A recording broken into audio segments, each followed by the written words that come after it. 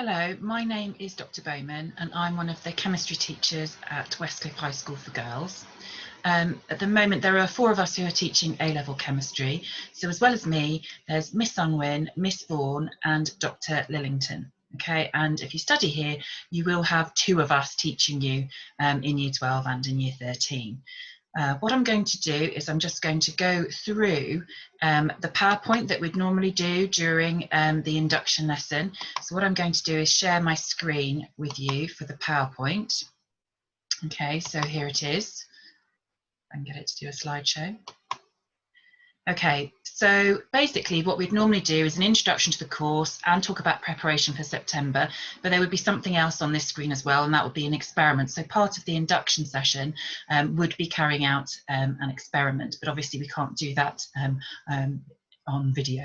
Okay, so I'm going to start by really talking a bit about the course. Okay, so the specification that we follow is OCR Chemistry A-level, and you can see a little extract here, kind of a summary extract from the specification, and you can see that it's the content, if you look on the left-hand side of the screen, is split into kind of 6 modules, one of which is development of practical skills, which kind of goes through, underlies the whole thing. Practical work itself is assessed as part of the exam rather than like a mark from any practicals going towards your grade. There is something that's recorded separately if you look at the bottom called the practical endorsement in chemistry, and I'll talk about that in a moment. Okay, so in terms of the final assessment, it's split into 3 papers.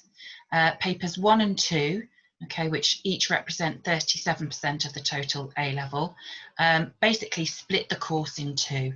So paper 2, the synthesis and analytical technique, that's basically your organic chemistry. And then your periodic table, elements and physical chemistry is pretty much everything else. So the specification is split into 2, and you've got paper 1, paper 2. There is also a 3rd paper, which is a synoptic paper, which is called Unified Chemistry, and this is 26% of the total, and it's sat after the other 2, so you'll have revised each kind of half independently before you sit the final paper. Okay, it is set up so that people can do AS on sort of modules 1 to 4, or A-level if you use all modules 1 to 6.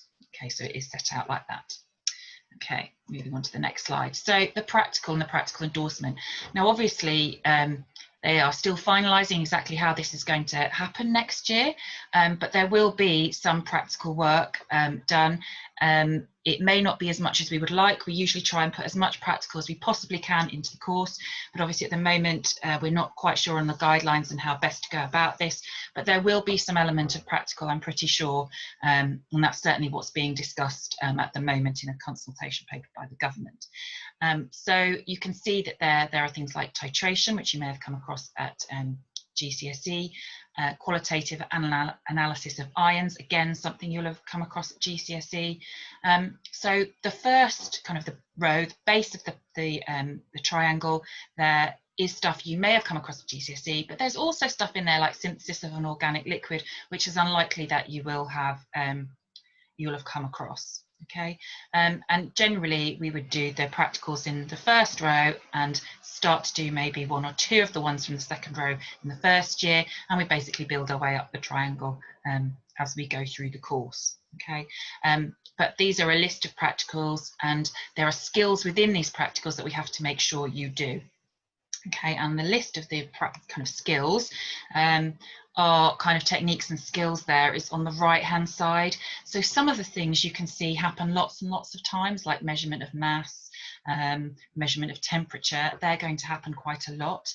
But if you look at, for example, number 5, synthesis of an organic liquid, okay, you've got something like heating under reflux, purification using a separating funnel, and distillation in there. They don't come up that often. You will see heating under reflux in number 6, for example, but you won't see purification using a separating funnel anywhere else. So there are certain skills that we need to make sure you cover as part of doing the practicals. And although, as I said, the guidance, we're not quite sure exactly what's going to be in place for this year. I'm pretty sure that we'll still need to make sure that you cover all of these skills. So as you can see, practical work is pretty important, and you do get a pass-fail at the end of the course on the practical endorsement. Okay, so as I say, practical is still an important part of A-level chemistry. Exactly what form, we're not quite sure. Okay, if I move on, okay, to the final really bit of what I wanted to say, and that's preparation for starting year 12. Now, obviously, I'm hoping that you'll have a really lovely holiday and a good break, but you do want to start year 12 not having forgotten everything you learnt at GCSE. So that's why the first bullet point there is this revise atomic structure, bonding and mole calculations, because they're generally what we start with, and it's really important that you get those right from the beginning. So if you're happy with it from GCSE, that will make a big difference to how you make a start to A-level. So I would strongly recommend you spend some time reviewing those topics, that you're really comfortable with atomic structure, you know all your structure and bonding, you can identify which type of bonding you're looking at, you can identify what type of structure it is and maybe link that to the properties. And then also mole calculations. It's likely that most of the mole calculations that you need to do at A-level, you've done at GCSE. Just the examples tend to be obviously to a higher standard, to be a bit more difficult. So again, it's really important that you kind of revise that concept of the mole, what it means and how it applies in converting quantities.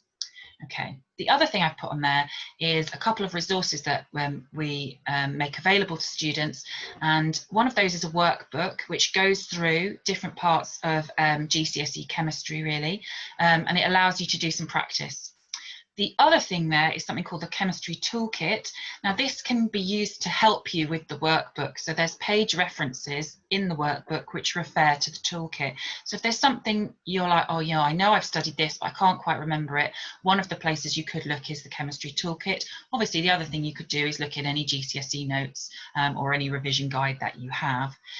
There will be stuff in the Preparing for A-Level Chemistry workbook that maybe you haven't studied. Please don't worry about those and don't feel you need to go away and start learning it in readiness for September.